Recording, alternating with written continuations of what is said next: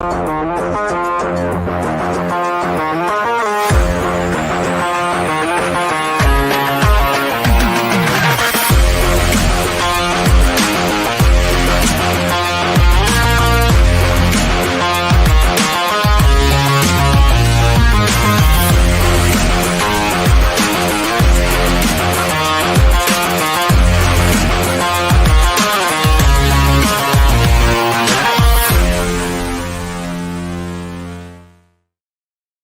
this is Christina Barr, and you're watching Black Tea News.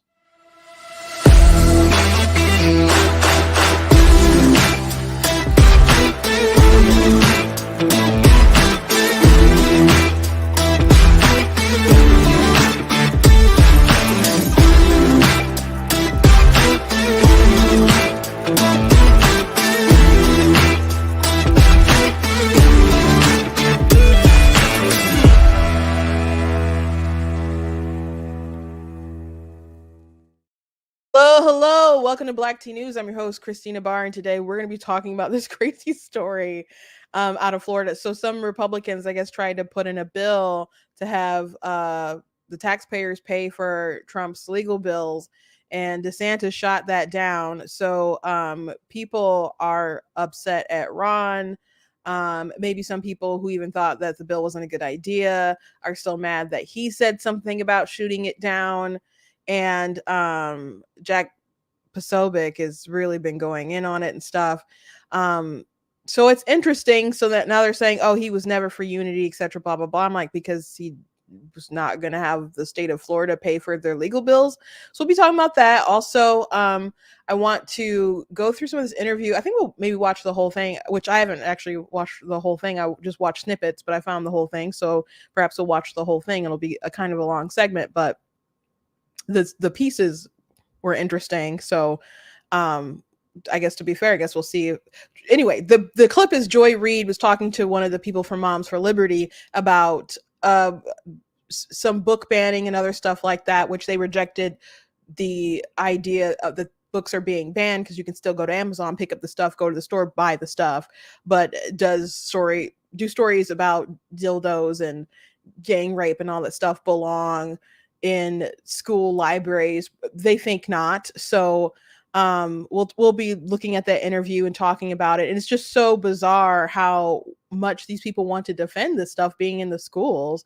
And I hope me saying that stuff and this conversation hasn't already flagged this episode for monetization. So anyway, also there's this story about a person from Italy who is a woman who started identifying as a male and going through transitioning. And so now they're being, they found out they were pregnant. So the New York Post wrote about it, and the headline is pretty nuts to me. And it says, trans man who had a mastectomy discovered to be 5 months pregnant, making rare seahorse dad. And I've seen seahorses be impregnated or the not impregnated, but they pass on, the female will pass the egg on to the male, and then the male has the egg or whatever in the pouch, and then it will be fertilized or whatever. So it's just obviously our bodies don't work like that. And this is a woman who was impregnated by a man who chopped off her titties. So why? And perhaps New York Post wrote that headline for the sake of the clicks, but just some nuttiness happening today in the world. But anyway, before we jump into it, I encourage you guys to go to blacktnews.com, check out different content on my website, different articles, different videos, etc. If you like what I do here, please consider leaving a donation at blacktnews.com, because it does cost to stream and run my website, all that good stuff. You guys can check out different merch that's available on the store as well. If you're watching on Facebook, you guys can send stars. For watching on YouTube, you guys can do super chats. And I already mentioned that, sometimes I get flagged, so I don't know if I'm already going to be flagged. But you guys can still send super chats and super thanks and stuff. And I do read super chats as long as they're not like, I don't know, crazy. Someone said in the comments. They said, yeah, be careful with that free speech. Yeah. Anyway, I can understand, YouTube not being so fond of some of these words, but it's crazy that some of these things I'm concerned about, like flagging the account, are things that people want to be able to put in the school's library, which is interesting because Joy Reid, in the interview where they're talking about this stuff, they actually censor the stuff on Twitter. Now, Twitter, you can get away with writing and doing a lot of stuff on Twitter. They do censor some stuff, but they went ahead and just like didn't want to write it out. So they self-censored. So it's like, if you have to self-censor on Twitter, why should these things be in children's libraries? So anyway, crazy stories today. But before we get to that one, I want to talk about this Ron DeSantis situation going on, and it's kind of a funny story. So I don't have a meme, but maybe this is meme enough. So there is a story that Politico wrote about some Florida Republicans want taxpayer money to pay for Trump's legal bills. And so let me share my screen so you guys can see what Ron tweeted out. And people are mad about it, and I don't understand why they're mad about it. He left the campaign trail. He's no longer running for president. Some people were like, he just suspended it. He could come back if the grassroots keep voting for him. That's some nice hope you guys got there. Feel free to do as you please, but please don't hold your breath. You'll probably die. So anyway, Ron said, but not the Florida Republican who wields the veto pen, because he's still the governor, right? People kept saying he's not home. He's out there campaigning. Florida needs a governor. So the governor returned, and he's like, nope, you guys are you guys are running amok. Daddy's home. We're going to veto that nonsense. That's crazy. So Jack Posobiec said Big Ron couldn't keep unity for one day. Once a meatball, always a meatball. And that's what they called him, Meatball Ron. Yeah, and Jack has tweeted out a couple different things. So this now they did end up, at least one of the people behind it ended up pulling the bill. So let me read through this article a bit from Politico. Tallahassee, Florida, a push by some Florida Republicans to use taxpayer money to help pay for former President Donald Trump's multiple legal battles quickly fell apart after Governor Ron DeSantis threatened to veto the legislation. State Senate Elena Garcia, a Miami Republican who endorsed Trump's reelection, has filed a bill for this year's legislative session that could allow the state to hand out up to $5 million to the embattled Republican frontrunner for president. The legislation has already won the endorsement of Jimmy Patronis, the state's Republican chief financial officer, who for months has been publicly calling for taxpayers to pay to defend Trump from criminal charges. But Garcia late Monday night announced she would withdraw the bill. Her move came less than 2 hours after DeSantis publicly posted on X, the platform formerly known as Twitter, that he did not support the measure. This bill was filed on January 5th amidst a crowded primary, including 2 Florida residents, Garcia said in response to DeSantis. My concern was a political weaponization against conservative candidates, and while Jimmy Patronis brought me this bill at a time when all candidates were committing to campaign through the primary, one front runner now remains and he can handle himself. I will be withdrawing the bill. So she's withdrawn it. Okay. This explanation of why she felt that she needed to make the bill in the first place is really disturbing. It's really disturbing. So, is that not like, I don't know, they say election interference with a lot of other stuff, but this is like, oh, there's a lot of people running for president. My guy has a lot of legal issues. And so let's use the taxpayer dollars to help my guy get through this. And when he's no longer the front, when everyone is out and he's no longer the front, and when my guy is the front runner, then we don't maybe need everyone else to pitch in and pay for the legal bills. But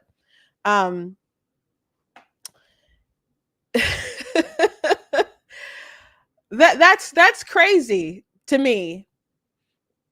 Trump has donors. He's fundraising.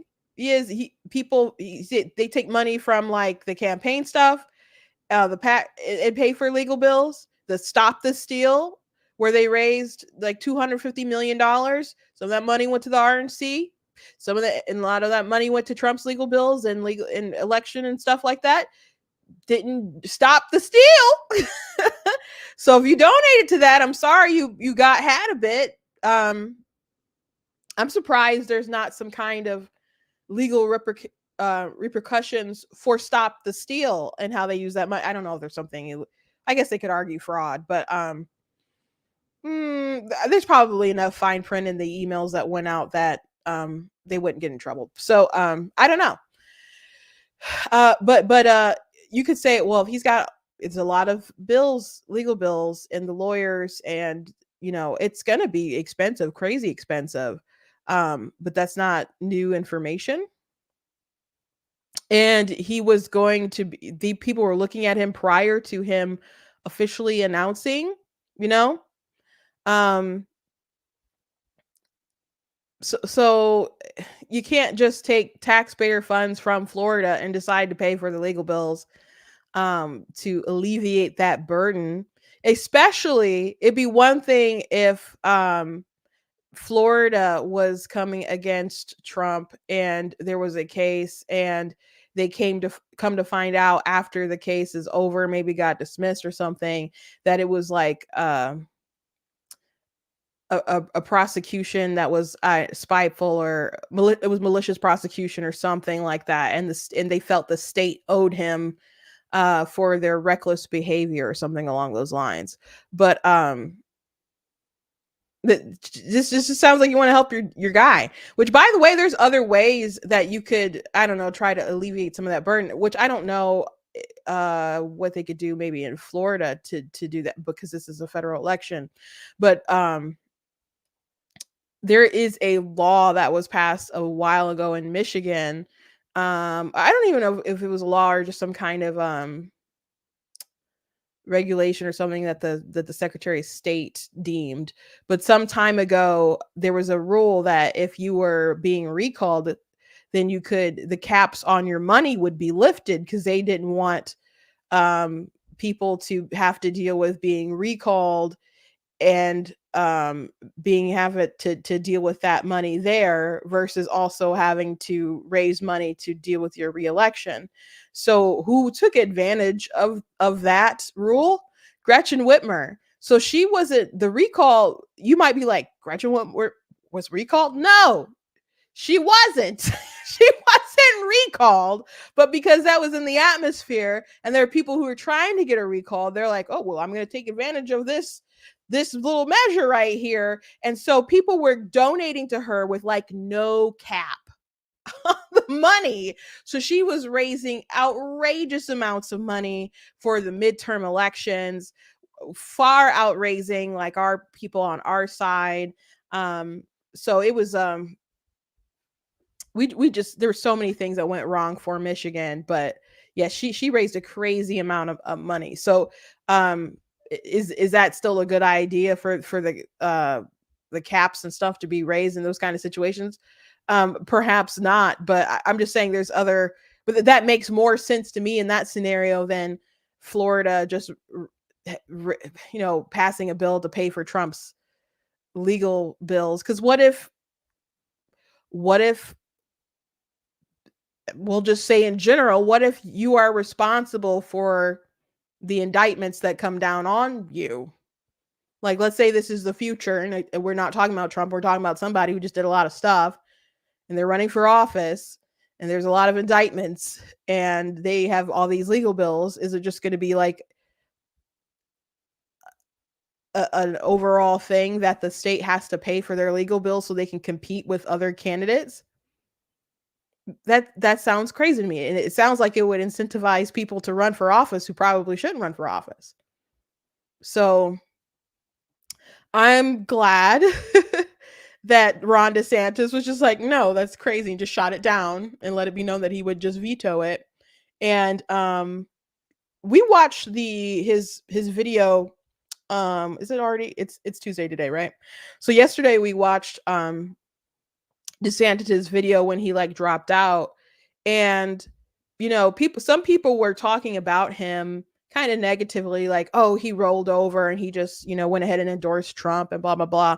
Which when I watched the actual video with you guys, it didn't seem like he didn't like all of a sudden turn into some kind of kiss up. It was like, he's better than Biden.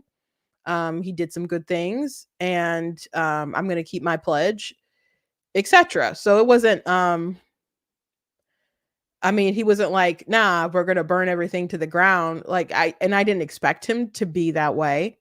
Um, so people surprised today to wake up, or last night to find that he wasn't gonna be like, yeah, sure, we should totally have the taxpayers pay for Trump's legal bills. Why are you surprised about that? And I'm glad that he did it. So some people are like, oh, he could have just said nothing. And this just looks like he's just mad because he can't be Trump's VP, which I don't think that he would want to be the VP, which he's said he doesn't want to be in the VP. And I don't think he's in the running. People keep mentioning it. I think it's a bad idea. He's still his own person. And I don't want people to be like, man, those Republicans are crazy. Man, those Republicans are in a cult. Man, those Republicans this and that, etc. Like it's very obvious that the Republican Party, overwhelmingly the base, wants Trump. The whole of the party, I don't know about that, but the polls are what they are. In Iowa, Trump got over 50%. If he was an incumbent, which most people look at him, it's good that he got the majority right for him, and that gave him the ammunition, especially considering how hard DeSantis worked on the ground.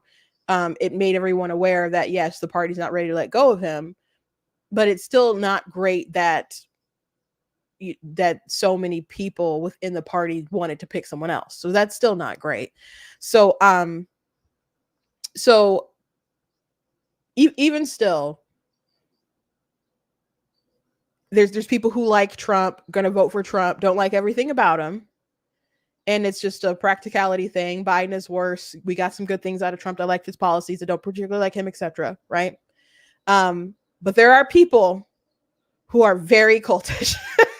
Let's just be real, and that scares other people in the country about that grip that he has on some folks. So for someone to just be like, there are lines, and we're not going to cross them, and to go out into this realm of too far into the hero worship thing and pay for their legal bills. I'm glad DeSantis said something, and Mike Cernovich didn't think that he should say something. I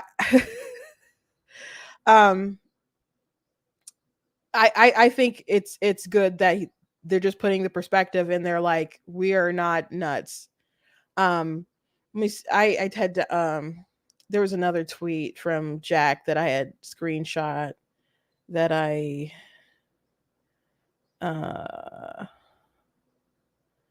maybe I didn't. I think the unity thing was the one that I had screenshot, but let me I'm going to go to his tweet and look at some of the quote tweets in there. Just people mad. I can't really show you guys the quote tweets well on the desktop, so I'm just going to try to read some of them.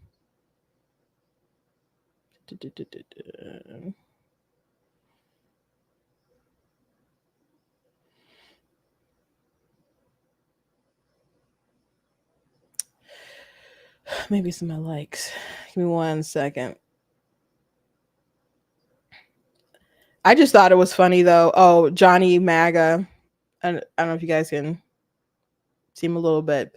Very disappointed Governor Ron DeSantis tonight. Hope he changes his tune fast. And I'm like, who changes his tune? Here's another Jack. When little boy got told he isn't going to be VP either, got dog walked all the way back to Tallahassee. Good, he can stay there. Now comments like those don't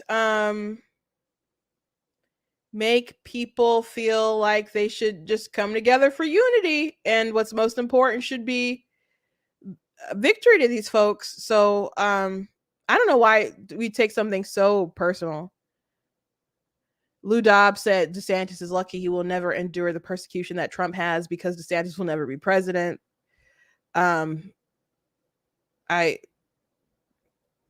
Trump has faced egregious persecution. He does walk into a lot of his own rakes, though. Um, Let me see. Laura Loomer, very on brand for the governor of a state with the highest number of J6 defendants and a president whose home was raided by the FBI. Bleep you, Ron DeSantis. We don't want you. And another one from Jack. Ron tweeted this just before Trump went on stage tonight on the eve of his first primary in the nation. Ron doesn't want unity for the general. We really have to ask if this was his goal all along. um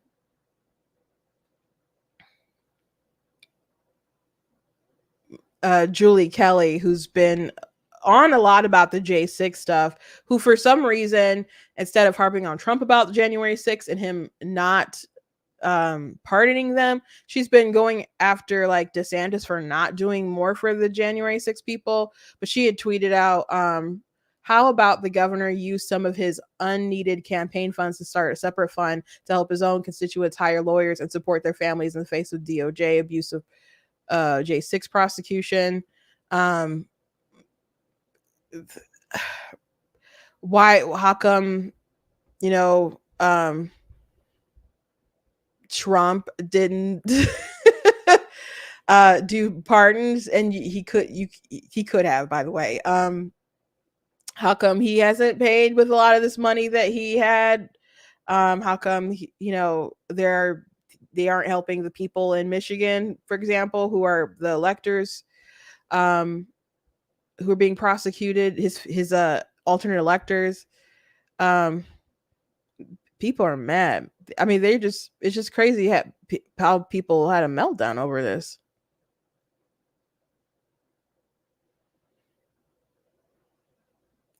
Someone, Elijah Schaefer, said, I tried to support Ron for 12 hours, even gave him a compliment. Then he goes and reminds us why he's never going to be president. What a dick. No unity from your side, I see. So unity would be for these people that the taxpayers of Florida cover Trump's legal bills. How did he do a bad thing saying that they weren't going to do that?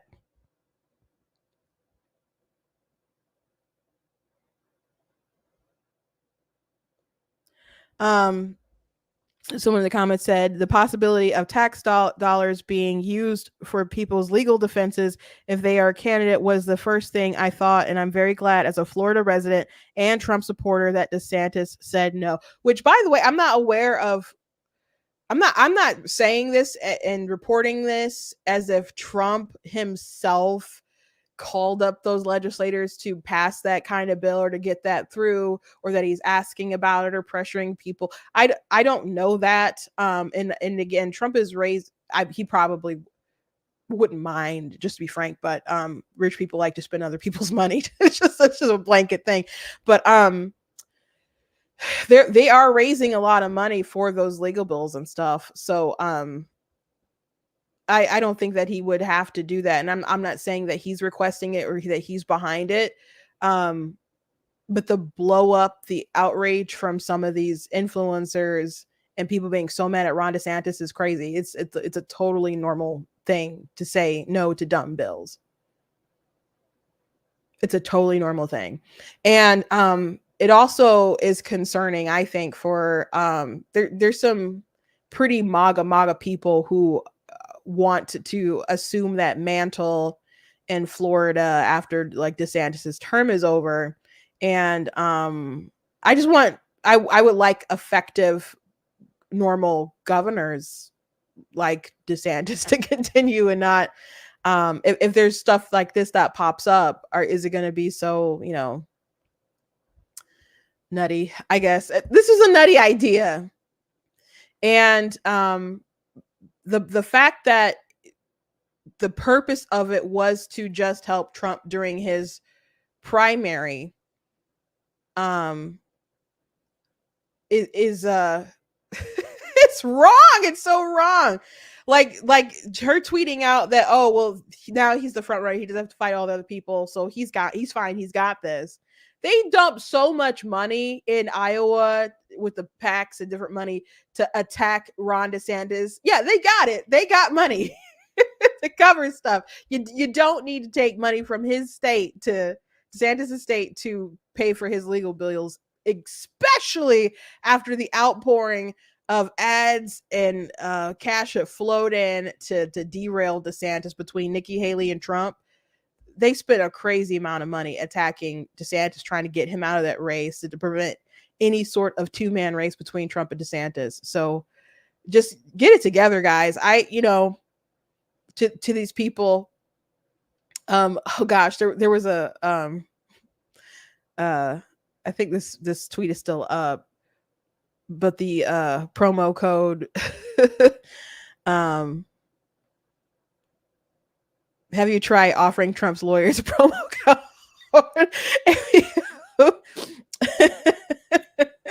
If you're familiar with Jack, he has some kind of deal, I guess, with the My Pillow guy. So all the time he does tweets with promo code POSO. So that was a good tweet if you're familiar with Jack. Jack, his commentary during the primary have just been insane to me. Super grifty, super grifty. And I just if you like a person, you like a person. I just think so many people have kind of thrown their reason out of the window for particular candidates. And you know what? Trump comes with a lot of gravy on that Trump train. So I get it. I don't like it though. I don't like it. Anyway, let's move on. I'm not going to talk a long time about this story with the trans man who had a mastectomy, but let me just show you this tweet from New York Post. Again, I sometimes they write some woke stuff, well, like with using, I think, pronouns and other things like that, but it's mostly like a more right kind of thing. And so I think that maybe I mean, they're doing the quotation marks, so I guess that's a thing. Is that how they refer to these pregnant women who chop off their titties as seahorse dads? So a trans man, so that is a woman, a female who identifies as a man, who chopped off their breasts. So this is a scarred woman, right? This is a scarred woman, discovered that she was 5 months pregnant. So this trans man, so this woman is cosplaying as a gay man, but is straight, but just wants to be a man. Is going through the thing that is the most feminine for a human female, right? To be pregnant. Seahorses, and I wish I had liked the videos and shared it. I mean, I found one of online really quick of like a male seahorse like giving birth, but I saw one the other day of the female seahorse. She just comes by and just poop plop some eggs in his pouch, and then his sperm go it and they fertilize the egg. She's not dropping off a fertilized egg, she's just dropping off her eggs, and then he impregnates the egg. The difference between the male and the female: the male, it's the gametes, the larger ones or the smaller ones. So we make the eggs, they make the sperm, and in this case, the seahorse male is the one who carries that baby in the pouch, and then they just kind of explode out of it. Really not at all like a woman who chops off her titties and starts taking drugs and other stuff, and decides that she's a man. Because what you decide, like, what does it matter if someone said they're Spider-Man? That doesn't make him Spider-Man. Trump could say he's president. He's still not the one signing executive orders right now. Like, you can believe and believe and believe all that you want, but that doesn't necessarily make it real, doesn't necessarily make it true. So this phrase with the seahorse dad thing was just so silly. And so people are rolling their eyes at it and mocking it and so on. But people taking pictures of, like, I've seen pregnant women who have, chopped off their breast and taken hormones, and so their faces look more masculine on different covers of magazines, and they uplift it or whatever, and there's a whole men can get pregnant movement and stuff. And they'll say pregnant people now instead of pregnant women, unless you want an abortion. Then you're a woman. Then they know what a woman is, right? Then they could say the word when they're talking about abortion. But even still, sometimes they still say pregnant people when they have those conversations still. So transgender man who underwent a mastectomy while transitioning in Italy was found to be 5 months pregnant, joining a rare group of so-called seahorse dads. The parent, to be referred to only as Marco in Italian media, already had a breast removal op and was preparing to get rid of the uterus when the pregnancy was discovered at a hospital in Rome. Having discovered the pregnancy, the first thing to do is to suspend the hormone therapy immediately. Dr. Julia Sinfonte, an endocrinologist, told LA Republica in the news outlet that first reported it. The expert on gender therapy warned that the fetus could be at risk. No duh. If the halting of the therapy is not immediate, there could be consequences, especially in the first trimester of the pregnancy, which is an important time for the development of the baby's organs. It's difficult to talk about in abstract terms, but all depends on the timing of the suspension of the dosages of testosterone the person is taking. So this is weird. All this stuff is so weird.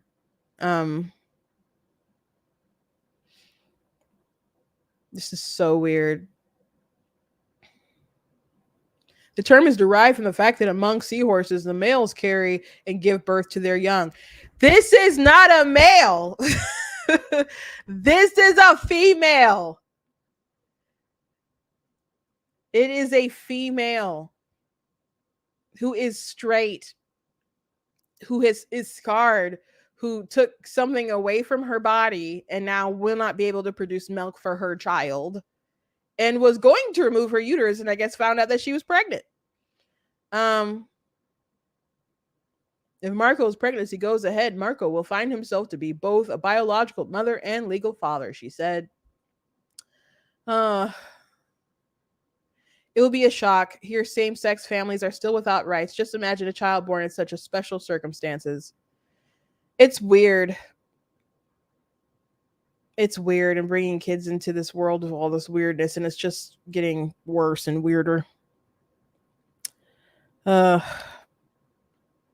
Anyway, let's watch this Joy Reid interview. We're going to go ahead and watch the whole thing. But before I show it to you guys, I want to show you this tweet.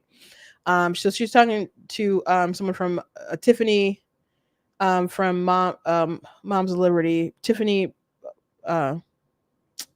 Justice. Actually, I don't know if Justice is that's her name on Twitter. That'd be a very convenient last name. I don't know if that's actually her last name, but that's her handle. But in this interview where they're talking about these books that are banned, they have it edited out. It's censored, the sort of things that they're talking about. So they don't want to post it on X. They don't want to post things about strap-ons and dildos and other stuff like that on X, which wouldn't get you banned or anything like that, but they don't want to do that. And I assume she probably didn't want those words plainly said on her program, but it is what it is. But Joy has said some outrageous stuff on her program before. But just, again, keep in mind, edited on their tweet, that was their decision. But that this kind of stuff is in these books that are you know, that they don't want in the schools, which I totally understand. At one point, Joy asked, like, well, what gives you the authority or whatever? And I'm like, can't just being the mom be enough of the authority? But anyway, here we go. We're gonna watch the whole that you have and other Moms for Liberty advocates have to well, at least this is 7 minutes of the whole thing of the interview. I thought this is pretty much, I think, the whole thing. That you have and other Moms for Liberty advocates have to decide that a book, an award-winning book like All Boys Aren't Blue, isn't appropriate for students to read. What a tragic story of a young man who's anally raped by his adult family member. So you have incest, rape, pedophilia. Joy, you said you'd let me answer, so I'm going to answer Please for you. In what context is a strap? You know what? There's this, I think this one says a little bit more before. So I'm gonna switch over and play this clip and then go into this other one. Maybe it was longer.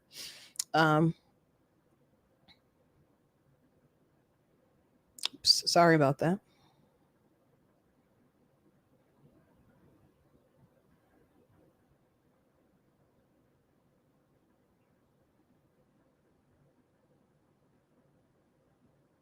What is booklooks.com?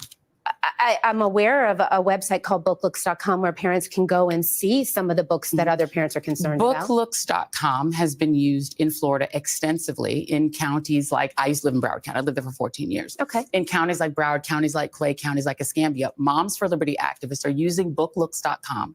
And it's essentially a cliff notes for books. Yeah. So you go through without even having to read the book. I'm going to just hold it up so our audience can see what it looks like. This is the one for All Boys Aren't Blue, which is one of the books Moms for Liberty has. Everyone should go and see the content in this book. That's such a good idea. And so what happens is you can do keyword searches and find certain keywords. Like rape. You can find or anal rape or dildo. You can find all sorts of keywords. Of words. But like, wait, hold on, wait. Let me finish my question. Then you can answer. I'm going to give you time to answer, but I got to ask you first. No, yeah, I got the question. And so what you find is the keywords that you find, the N word, anything, words like you just used, you'll get out of context passages from the book.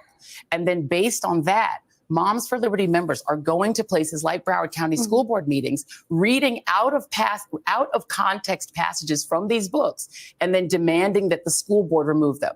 So what's that is the way. Yeah. The question I'm asking is, what is the expertise that you have and other Moms for Liberty advocates have to decide that a book, an award-winning book like All Boys Aren't Blue, isn't appropriate for students to read? What is your expertise? What a tragic story of a young man who's anally raped by his adult family member. So you have incest, rape, pedophilia. Joy, you said you'd let me answer, so I'm going to answer Please for you. In what context is a strap-on dildo acceptable for public school? I mean, that's my question to you.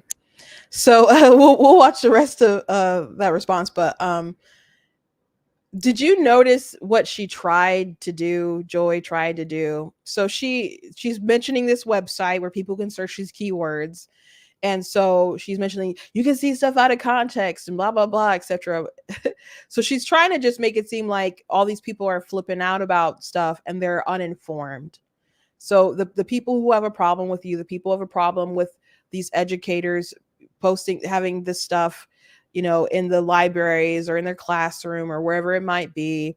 What kind of credentials do you have to be able to say this award-winning book shouldn't be allowed in the school after you guys search a couple of keywords and decide, I don't like those words, therefore this should not be available to these children? So what I loved here is that Tiffany, I don't know if she's read the whole book, but it seemed like she was very knowledgeable about the sorts of things that were in there that people would have a problem with. And people can still go and search out for the book and buy it off of Amazon or whatever. If you go to Barnes and Nobles, sometimes you'll see sections now that'll say banned books, which is funny because it's in a bookstore and you can obviously buy the book. So not quite banned. I wish there was a banned section. There's banned books and it was just the Bible, because you get caught with that in some countries, you may not live too long. So obviously these books are not banned, but are they appropriate to be in school? And her asking what sort of authority do you guys have? What sort of why wouldn't moms have the sort of authority to say, yeah, I'm not comfortable with my children looking at these particular things?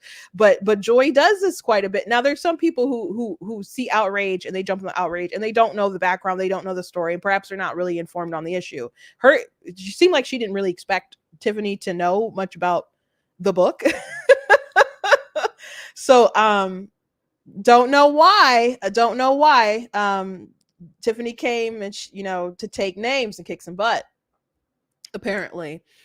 But yeah, why wouldn't parents have some kind of authority, some kind of say to be like, this is not appropriate, I don't want my child reading this or whatever. And even before like this kind of outrage with this stuff, like wouldn't there just be certain things like your parent doesn't want you reading this particular book, opt out of this book or something? There's circumstances like that before when I was a kid going to school.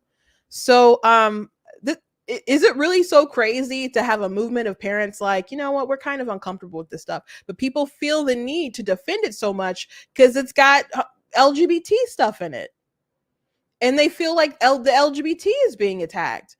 But if you feel attacked as a person of the LGBT community because people are like, hey, I don't want the sex stuff around the kids, and that offends you, perhaps you need to look at your movement and perhaps your life choices and say, we've gone wrong somewhere. If you think it's necessary to pervert these children to these things in the school to make yourself feel better about your community or whatever, you need to rethink some things. And of course, there's people like Gays for Groomers who don't like this stuff, who think it's gross, who support Moms for Liberty and go to have different talks or whatever, and they don't want the transing of the kids, and they don't want this stuff in the schools and whatnot, and they'll speak out against it. But if you want to go buy it from the banned book section at Barnes and Nobles, feel free to do that. But Joy is trying to have some kind of level of authority, like you parents are too dumb to be able to know what's good. These people gave it an award, how dare you? Like, so just because someone gets an award doesn't mean that it's appropriate, doesn't mean that it's good. You know how many times I don't know, watch the Oscars or something and you're like, that got an award? Ugh. Just because something gets an award doesn't mean that it's age appropriate for your kids. And that's something that parents decide and have the freedom to decide a lot of things within their own home. Sure. I'm sure my parents didn't want us watching like things with sexual content, but they didn't have a big problem with violence. I guess it depends how violent it was, but everybody's got like different things that they want to shield their kids from. But this idea that parents are just so like how unqualified to handle or be a part of their child's education is insane to me. And they did this kind of stuff with CRT as well. Like they'll just talk about it as if, oh, these people are so dumb and they don't really know what they're talking about. They don't really know what it is, etc. And there are people who are against it and for it who have absolutely no idea what it is. That's true. But a lot of the people who you're mocking are more informed than you give them credit for. And when people actually look into it, it's not great stuff. Unless you're just already subscribing to that particular ideology, then people will defend it. But I've had people defend it to me and they admitted that they didn't know anything about it. And then they'll just get frustrated. Like, well, it's just racism. People who don't like it are racist. And people who don't like dildos and strap-ons in their children's books or teenage books or whatever are apparently bigoted.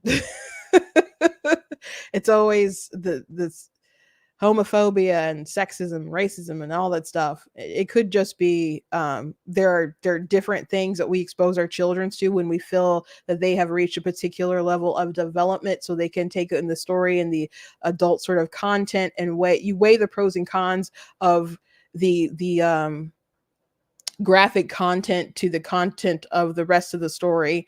And I haven't read the book. Tiffany knows more about it than I do. Tiffany might know more about it than Joy. I don't know. But it doesn't sound like something I'd be like, let's sit down and read it. Doesn't sound like it's my wheelhouse.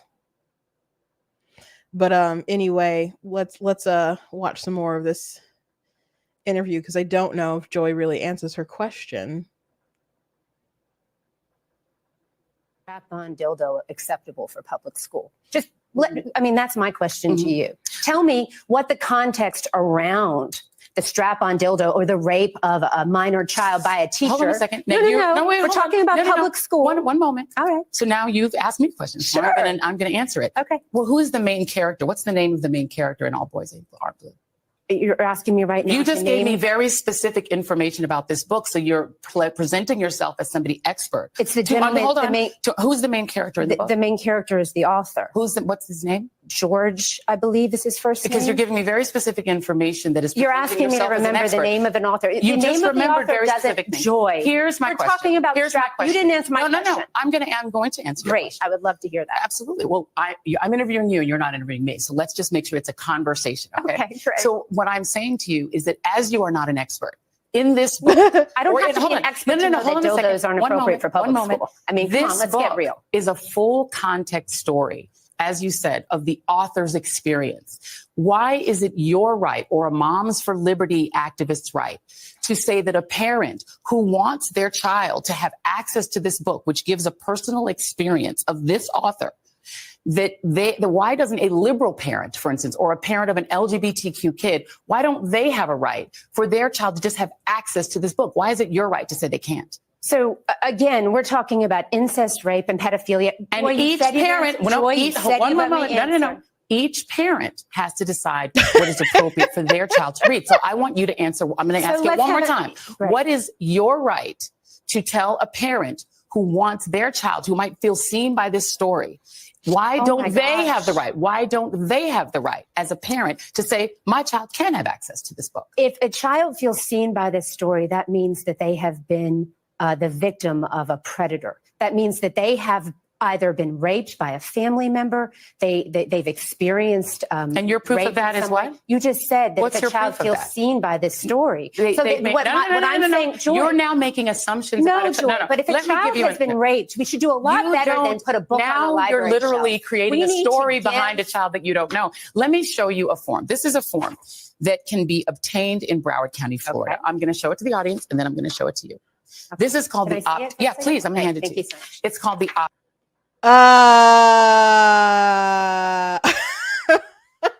Okay, well, Joy has not answered her question. In what sort of context would it be appropriate to have that sort of stuff in schools? Joy has sidestepped the question, saying, what if liberal parents want their children to see this stuff, be exposed to this stuff? And I'm assuming we'll get to this part in this portion, unless this already happened before the first clip that we saw, where they'll mention that people still have access to these books. It's like, why? So you have, this is what's crazy to me about this stuff. There's so many things outside of this conversation. Sometimes, I've done a lot of research for my book, The Color of God's Eyes. And it's a historical fiction fantasy. It takes place in the American Civil War era and stuff. So there's just a lot of things. I feel like I had an okay education, I guess. I'm sure other places probably would have done a better job, but I did a decent job. I was, school decent job. We learned stuff. We had a Black History Month. We learned, stuff throughout history or whatever, but there was a lot growing up that I'm like, oh, I wish that would have been cool if I knew this, or that would have been cool if I learned that, or I can't believe we didn't learn that in school, and so on. And I'm not saying there's like a huge gap that my understanding of the world is just like I didn't have one or something. We learn basic things, but when you get older, you can learn whatever the heck you want. You can read whatever the heck you want. You can buy things off Amazon. You can get Audible books. You can get stuff on Kindle. There's lots of things that you can find in a PDF form somewhere of like stuff that's just kind of out there in the public. And I'm not saying go find a book that's that you should pay for, that's on some kind of site and you can knock it off. But I'm saying that there's things that you could just find. There's all kinds of podcasts you can listen to. There's all kinds of documentaries you can watch, but be careful about those documentaries and all that stuff, because people be making stuff that's not even true. So sometimes you have to Google while you watch stuff. So I saw one documentary. I was like, what? Why are they like lying in this documentary? Like, that's not how it happened. Like, you guys are like misinforming me in real time. So there's so many things that you can take upon yourself to learn, and there's so many things that you can instill within your child while they're children. And it's not the sole responsibility of the school to educate your child. You send them to school, taxpayer dollars are paid. They have a curriculum. They teach your kids certain things. But if there's more things you want your kid to learn, you can certainly take that upon yourself and instruct them. So my dad, when we go on vacation, we didn't really go on a lot of vacations. When we went on ministry trips or something, and there was some kind of fact about something or whatever, he would like to share information. He loved sharing information about different things, about history and so on. My dad, he would read all these newspapers from across the world or whatever. Very knowledgeable guy. And he liked to share information, and he liked to be, the smart guy, and he liked us to be knowledgeable children. He was so happy that my youngest sister was in a play one time and she was the professor. He was so proud. All she did was she got cast, but she was the professor, so he was, just thrilled. So you can educate your kids how you please. So Joy could still answer the question of why is it appropriate to go to school and be exposed to these certain things. But as far as the liberal parents wanting their kids to learn certain crap, you can read them the probably not age appropriate book when they go home, or you can buy that for them. People make all kinds of decisions about what their kids do and don't read. One time I was at a convention, I was selling my books, and there was someone looking at them, and I thought they were kind of young. And I was like, oh, that's kind of for older readers. She's like, I read stuff like this all the time. I was like, oh. And I can't remember if they did or didn't. Maybe she did, but that was her parents' prerogative or whatever. You can just tell them what the age group, the bracket, some of the things that's in there, and the parents ultimately make a decision about what their kids do or don't watch. Like I already said, we would watch things that were quite violent. My mom loved horror films or whatever, but we weren't watching things that had sex in it. Like my mom, she would record movies off of like the TV. If people out there know what videotapes still are. And so she would put it in the VCR. If people still know what a VCR is and not a DVR. And she would record movies. And growing up, you'd be like, this scene wasn't in there. Because she would just pause it and then record after the scene was over. Right? So people edit that kind of stuff out. But parents have to decide, even if something has more kind of mature content, is it worth whatever message and everything else that you'll get out of it? But when Joy said, well, maybe this would make someone feel seen, so sometimes you do write dark things that make people feel seen, but I would be concerned, I guess, if it really, really made people feel seen, and you can't use something else to make people feel seen and get the message across. You don't always have to be so literal and to make someone feel seen. For example, a friend of mine, they met through politics. She had an Iron Man like arc reactor tattooed to her chest. And so she had some issue with her heart, so she had to have like a pacemaker or something in there, and it had malfunctioned one time. And she was so scared to go anywhere. She was just terrified. And then someone convinced her to go see Iron Man. And the fact that you know, he had a heart issue, and then they put the arc reactor in him, and they turn and like, see that he's just like you. That just connected with her on such a deep level. And this is just like a silly little comic book movie, which the first Iron Man is the best Iron Man, and it's still one of Marvel's best. But you know, you don't have to be on the nose so much to make someone feel seen or feel heard. You know, there's a meme of you know, of like girls watching something, and it'll be like, I don't know, the Black Little Mermaid, be like, I feel seen, or something. And then it'll be like boys watching Transformers, and they're looking at Optimus Prime and like, this is literally me, you know. People can look at different things and get something out of the story, even and connect with characters without having to be so on the nose with particular traumas. So Joy can answer her question of why this is appropriate for it to be in school. And again, she was trying to use that level of authority to say, you're not an expert in this book. Is that how it goes? You have to be an expert in every single book before you're like, no, this can't go in the kids' library. That's silly. That's silly. Opt-out form. Okay. An opt-out form would allow any parent, because you said you are in favor of parental rights. I am. It would allow any parent to opt out of their child being able to take books out of the library without their parents' permission. Okay. So that Moms for Liberty, why not advocate that every school in America have an opt-out form so that a parent who doesn't want their child to access a book like All Boys Aren't Blue, right, that they can make that choice? Because then each parent, including a liberal parent, a Black parent, a parent who wants their child to read a book about African-American history, we want children to read books. Why not just opt out for yourself rather than tell other parents what they can and cannot? First of all, I think what you're talking about here is a wonderful step in the right direction.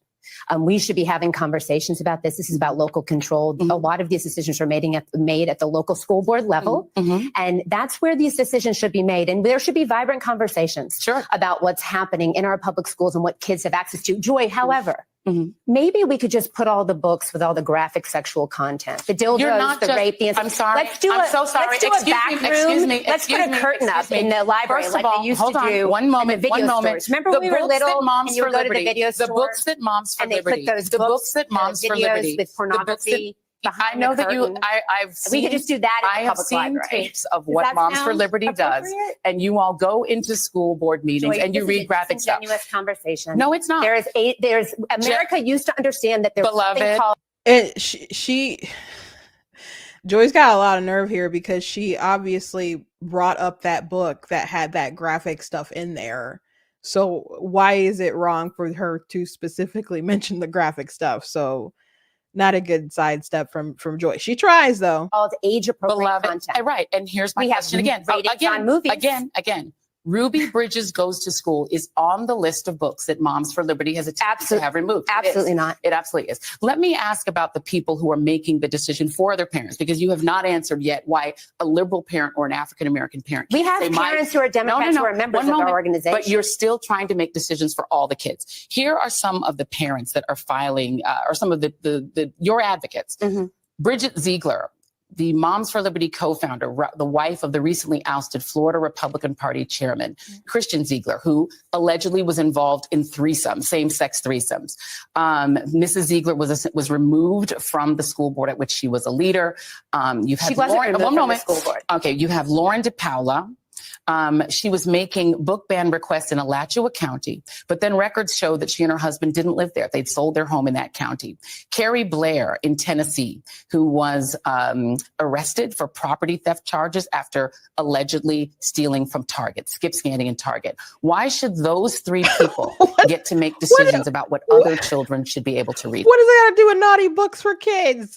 Other parents' children should be able to read. Do you know that I served as a school board member from 2016 to 2020? Are you going to answer my question? Yeah, because we don't have an endless time. Joy, I'm going to answer your question, but I need you to understand that when I was an elected representative, I would sit on that dais. And how dare I, sitting there as an elected representative, judge a parent when they would come to the podium to speak and advocate for their child? Because as we started this conversation, we'll end it.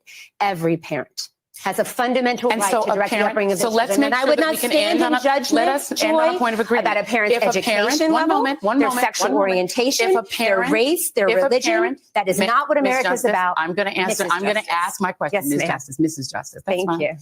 If a parent believes that their child should be able to read Ruby Bridges, We believe that that children should be able to read. Then Ruby how Bridges. can She's an Moms American for Liberty hero. insist that the school board take that book away and then say that a parent who wants the child to be able to read it must purchase it? That's essentially putting a tax on parents who want their children to read the book. Your kids get to have books for free that you agree with, but children who want to read, or parents who want their children to read books you don't like, have to purchase it.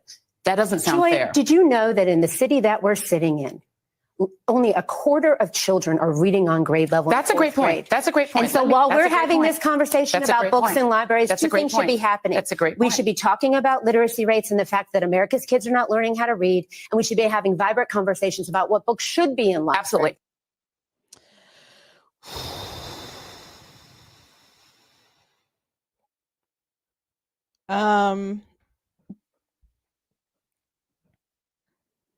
Okay.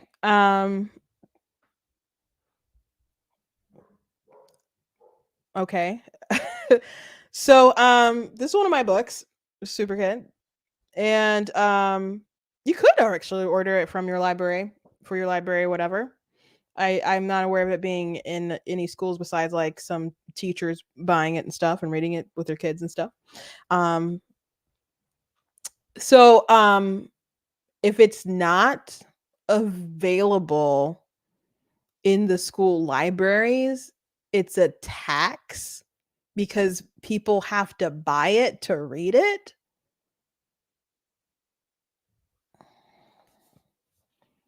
Available on Amazon, by the way.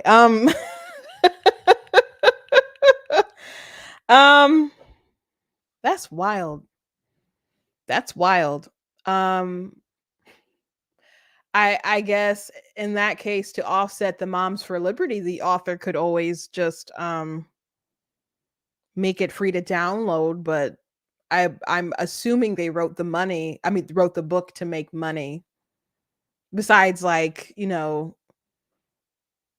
the process of actually writing stuff down and, telling your story and the kind of soothing your soul kind of thing and the feeling accomplished, etc. Blah blah blah. But you usually want to share your stories, not just because you want to other people to experience them, maybe like them and talk about it or whatever. You want people to invest in the product after you made it, right?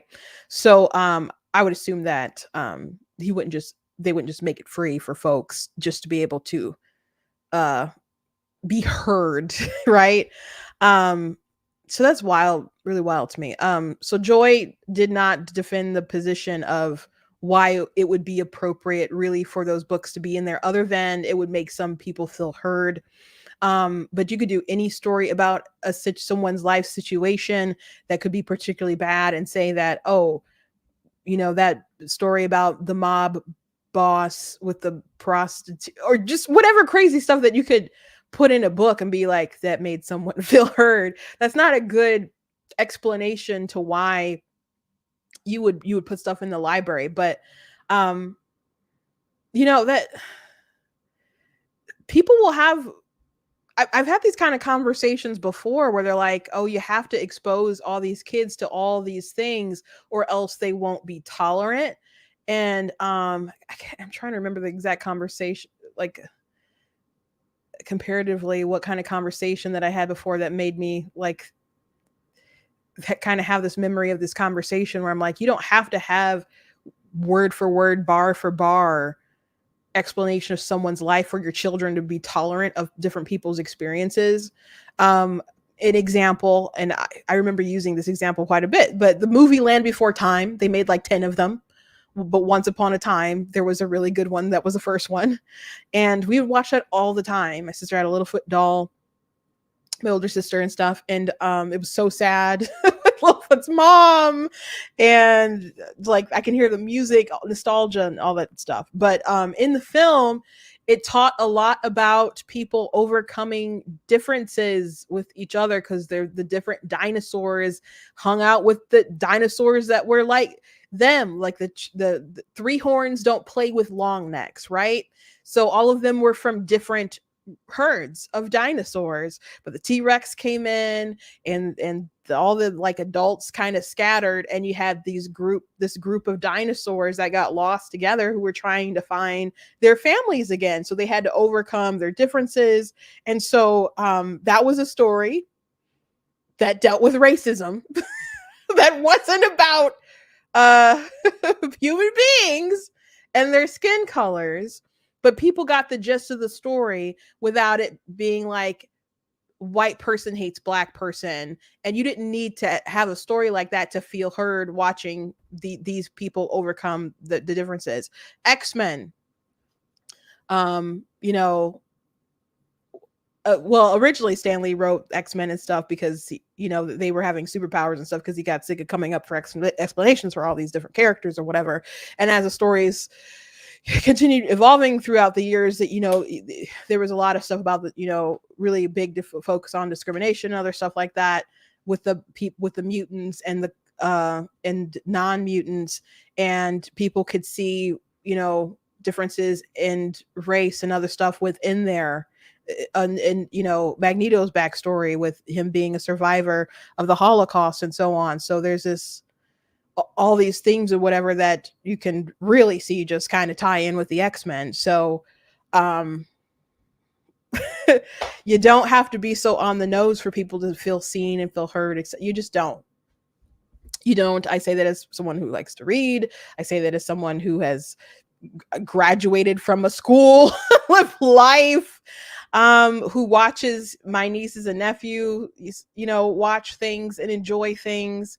And I say it as someone who writes. So this idea from Joy is just tired. And the reality is they feel the need to defend this stuff because there's a lot of LGBT stuff, and they want to be a good ally, and so they're coming against these moms. But you could, if you want to buy this stuff for your kids, and the clip wasn't actually in there, so there's more before, but they mentioned that you can still, nothing is banned. You can still go buy this stuff on Amazon. You can still go buy the stuff from other places. Now, I don't remember Joy Reid flipping out about the suppression of the book Irreversible Damage by Abigail Schreier when that was being suppressed. I don't remember her flipping out about when Target wanted to not sell that anymore. I think they did, but like changed course or whatever. But there's people within Amazon and stuff who told Abigail Schreier that they were like suppressing that book. What about when Harry Became Sally was pulled off of Amazon? That really freaked me out. I'm like, they're just going to start pulling stuff. I'm like, what if they come after something I write one day? Amazon? And Chad Felix Green, he wrote a piece about it, about how he read that book and how it touched him so much because he is a gay man, but he had issues with gender dysphoria, and he felt like that book really spoke to him. So he felt seen, he felt heard. But I don't recall Joy. Maybe I missed it, but I don't recall Joy trying to stick up for the author of that book or for Abigail Schreier when people came against their books. But these particular books with the dildos and all that stuff, she wants to make sure that the experts get to keep this book in the school, and screw you moms who are concerned. It's just really silly to me. Really silly to me. It goes back to that post that the Michigan Democrats had on their page during the midterms. I can't believe that every Republican didn't have like an ad or something with that, some kind of mailer with that tweet on there. I would have blasted that everywhere so people understand what some of these Democrats, what these progressives or whatever, how they feel about parents. And there was a tweet that was like, whoever said that parents are the ones who get to decide what their kids learn about in school? It's the society who gets to decide. I'm like, who the freakish society, and why don't they involve the parents? Why don't they involve the people who pay the property taxes that end up paying for the schools, that pay for the salaries for these teachers who apparently want to indoctrinate these kids, and you don't think the parents should have a say? Really alarming stuff. Really alarming stuff. So that's how they feel. So when you put your kids in public school, just be aware of that. Be aware of that. And I'm not saying there's not some good ones out there, but freaks can get hired in real fast. And then someone like Joy Reid will champion the weirdos who want to corrupt your kids. I think this is going to be the last thing I say about this, and then I'll close out. But it's not just about these kids having access to these books in the schools. It's about these ideas having access to your children. That's the issue. It's not about these kids being without this particular book in the school library, because it's possible to get the book somehow, some way, right? The problem is that they want your kids, who they believe are being raised by bigots, to be exposed to these particular things. That's what it is. That's why if you go like sex education, for example, I read in the Guttmacher Institute, when I included this in my book, of course, guys, but against abortion, that when they talk about sex education and why we need it in schools, it's about normalizing sex. FYI, it's not about that's what the real purpose of it is. And they talked about one of the harms of not having sex education in the schools are stigmas against homosexuals. Now, you could be like, or gay sex, etc., blah blah blah. Like, when I was a kid or whatever, or before when I was a kid, the understanding of the sex education is like, you don't want people to get STDs, you don't want people to get pregnant. There was like a goal of like kids being safe or people being safe and not spreading diseases, and particularly trying to stop pregnancy from happening, other stuff. But that's not really what the purpose of it is today. It's just to like normalize, not even really discourage, I would say, sex, but pretty much normalize it. And I suppose if there are gay kids in the school, you wouldn't want them to be, spreading monkeypox or something like that. But, but we can kind of see your goal here for the need of the sex education to be like, well, we really want to make sure that we make the gays feel okay. So it's like, so I thought I was sending my fourth grader to sex education to learn about how women get pregnant, and you want to make sure that she knows about two dudes having anal. Like, okay, that's not what I had in mind. Not what I had in mind. So the purpose, the real outrage, why they're upset, is because they want access to your kids. It's not just about the liberal kids. The liberals can preach to themselves all day long. They want your access to your kids, and they're against the homeschooling and all this stuff because they want as many kids as possible to be exposed to their worldview. And they'll grow up and they'll think that, oh, mom is so backwards or whatever. I love her, but I can't vote for who she votes, and I can't go to her church. It's dumb, and so on. And it just continues to change culture and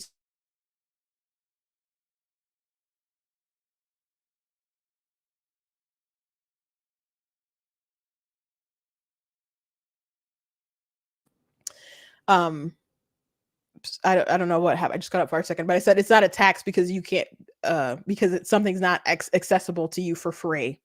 It's so entitled. I don't care if you're going to public school. You should feel entitled to just being all kinds of free books that you want to read there. That's not how things work. Okay. Some things, yeah, we read comic books every week. I didn't expect to go to the school library and be available to there. So it's a tax that my dad had to go to the Comic City every week and buy stacks of comic books for us to read. They didn't have Spectacular Spider-Man or at the school, so we were being taxed, and it's no, that's dumb. That was a really dumb thing that Joy said. But the real problem again is that they want your kids exposed, and they want every opportunity. They want every opportunity. So anyway, thank you guys for joining me today. I hope you guys enjoyed the show. Someone said, I would love to be a fly on the wall to see and hear Joy Reid, to see what she really believes, ideology she puts out, or she just said her soul for the almighty dollar, sold her soul for the almighty dollar. That would be interesting. I mean, Joy has a lot of stuff going back for a while of being pretty radical, but we know that she had that one website where she said some things that should have gotten her canceled, really. But she tried to say like they hacked her or something like that. So a lot of people had opinions that have radically shifted throughout the years. A lot of these people online and in the news, on cable news and so on, they play for an audience. You know, even people from our side will play for an audience. You know, it's just kind of how it is what it is. A lot of people are just entertainers. I I don't want to play for you guys. And I know sometimes I've upset you guys, sometimes I don't. And you know, I'm just here talking, responding. I don't want to play, but anyway, thank you guys. Please go to blacktnews.com, check out different content on my website, different articles, videos, etc. for like what I do here. Please consider leaving a donation to blacktnews.com/donate, because it does cost to stream and run my website, all the stuff so you guys can support. I really do appreciate it. Check out some of the merch that's available at the store, like different mugs and t-shirts and so on. But you guys can also check out some of my books that I've written. I mentioned a couple times today, but Super Kid is the first book that I published. It's loosely based off of stories about my dad when he was a kid. So if you're looking for something that, you know, is got some good values and stuff in it, you know, Super Kid is a really good story, and there's a sequel as well. And I got a lot of stuff. Let me see if I can. I don't know if I have my Color God's Eyes. It's at the bottom of this pile here. Let me see if I can get it. It's on a stack. Yeah, this is a historical fiction fantasy book that I wrote. So it's like Imagine the American Civil War, but like with superpowers and stuff. So I recommend that you guys check it out. It's a really good read.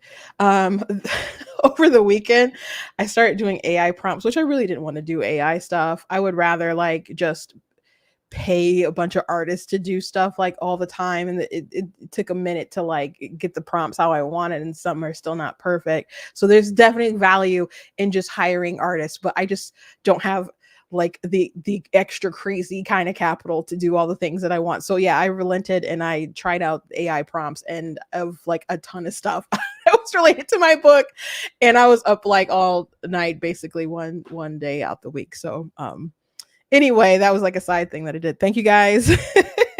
And I'll see you tomorrow. God bless.